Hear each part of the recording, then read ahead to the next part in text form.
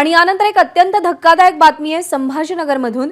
एकीकडे सर्वसामान्य नागरिकांचे मूलभूत प्रश्न सोडवण्यासाठी महानगरपालिकेच्या तिजोरीमध्ये खडखडाट आहे, तर दुसरीकडे संभाजीनगर महापालिका आयुक्त जी श्रीकांत यांच्या बंगल्यावर 1.5 वर्षात तब्बल 14,45,000 रुपयांच्या घरगुती वस्तूंची खरेदी करण्यात आली आहे। अगदी विम बार, साबण, गुड नाईट लिक्विड पासून 8,000ची डस्टबिन पर्यंत झाडू चमचेही सरकारी तिजोरीतून खरेदी करण्यात आलेत आणि हे सगळं आमदार प्रशांत बंब यांनी मागवलेल्या माहितीतून समोर आलंय।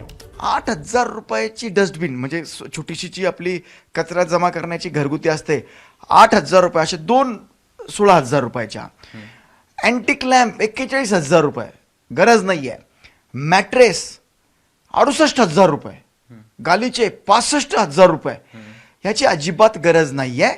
आणि अशा गोष्टी समजा निवासस्थानाची रिपेअरिंग वगैरे आहे, त्याच्यातनं वेगळा खर्च होतो, अजून तो वेगळा आहे।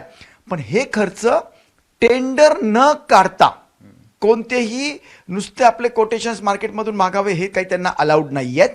ज्यांनी हे केलंय आणि तेही माननीय आयुक्त म्हणजे प्रशासक जे आत्ताचे आहेत त्यांच्या दालनावर हे सर्व दाखवलेलं आहे। हे गंभीर आहे।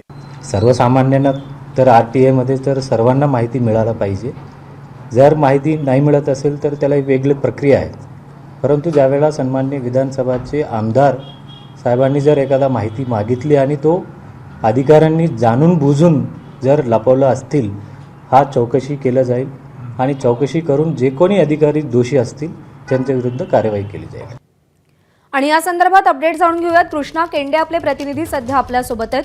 कृष्णा, जे घडलंय ते अत्यंत धक्कादायक आहे। सरकारी तिजोरीतून जिल्हाधिकारी आपल्या घरातल्या वस्तू खरेदी करतायत। काय काय खरेदी करण्यात आले, काय त्याची किंमत आहे आणि हा सगळा प्रकार उघडकीस कसा आला?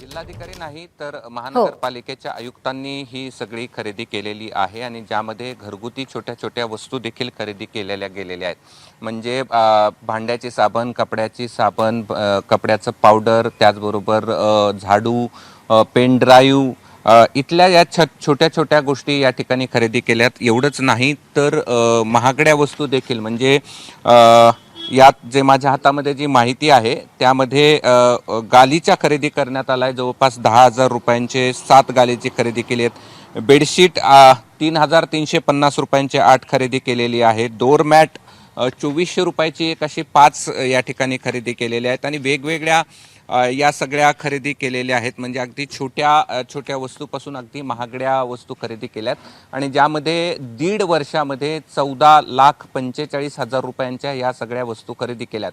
आता प्रश्न पडतो की या सगळ्या वस्तू खरेदी करण्याचे आयुक्त यांना गरज होती का? कारण लाखो रुपयांचा पगार ज्या व्यक्तीला मिळतो त्यांनी शासनाच्या तिजोरीतून अशा छोट्या छोट्या गोष्टीवरती खरेदी करावी का?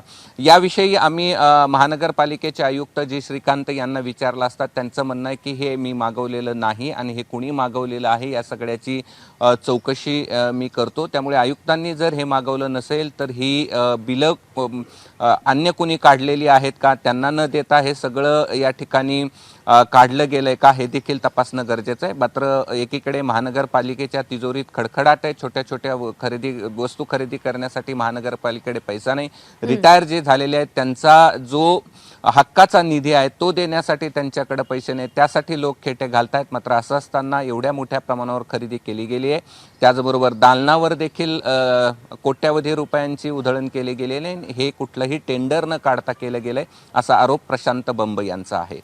प्रज्ञा। कृष्णा, धन्यवाद दिलेल्या माहितीसाठी। ABP माझा, उघडा डोळे बघा नीट।